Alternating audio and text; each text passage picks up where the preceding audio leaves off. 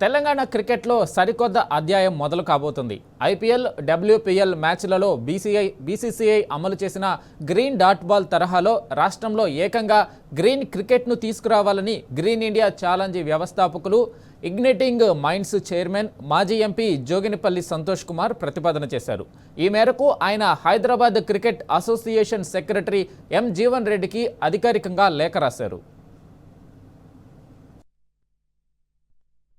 ఈ ప్రతిపాదన ప్రకారం తెలంగాణ క్రికెట్ అసోసియేషన్ ఆధ్వర్యంలో జరిగే Telangana state premier league, Telangana gold cup లాంటి టోర్నీలలో కేవలం డాట్ బాల్స్కే పరిమితం కాకుండా నమోదయ్యే ప్రతి డాట్ బాల్ 4 సిక్సర్లకు మొక్కలు నాటుతారు.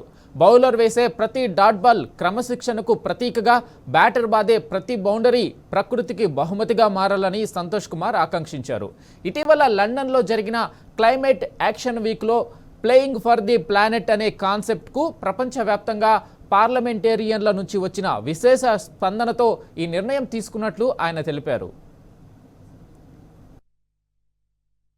బీసీసీఐ, టాటా గ్రూప్ సంయుక్తంగా ప్రారంభించిన గ్రీన్ డాట్ బాల్ కార్యక్రమంలో భాగంగా ఐపీఎల్లో ప్రతి డాట్ బాల్కు మొక్కలను నాటుతున్నారు. ఈ ఉద్యమంలో భాగంగా ఇప్పటి వరకు 6.4 లక్షల మొక్కలు నాటారు.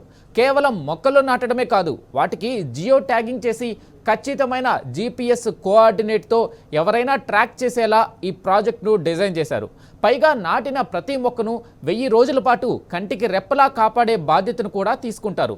అఫీషియల్ స్కోర్ కార్డు ఆధారంగా మొక్కల సంఖ్యను పారదర్శకంగా లెక్కించనున్నారు. ఈ లెక్కన ఒక T20 మ్యాచ్ జరిగితే కనీసం 100ల కొద్దీ వెరిఫైడ్ మొక్కలు నాటే అవకాశం ఉంది.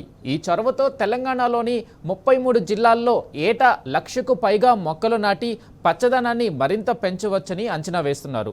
ప్రపంచంలోనే క్రికెట్ను పర్యావరణంతో అనుసంధానం చేస్తూ ఇలాంటి జియో ట్యాగ్డ్ క్లైమేట్ యాక్షన్ చేపట్టడం ఇదే తొలిసారి అవుతుందని లేఖలో వివరించారు. ఈ భాగస్వామ్యం కోసం త్వరలోనే ఒక అధికారిక అవగాహన ఒప్పందం కుదుర్చుకోవాలని హెచ్సిఏ పాలక మండలిని సంతోష్ కుమార్ కోరారు. ఈ గ్రీన్ క్రికెట్ ప్రాజెక్టు కనుక కార్యరూపం దాల్చితే రాష్ట్ర యువ క్రికెటర్లు కేవలం క్రీడాకారులుగానే కాకుండా పర్యావరణ రక్షకులుగా కూడా ప్రపంచ వేదికపై గుర్తింపు తెచ్చుకుంటారు. దేశంలోనే తొలిసారిగా తెలంగాణలో ఒక దశాబ్ద కాలంలో అటవీ విస్తీర్ణం 21 నుంచి 28% పెరిగింది.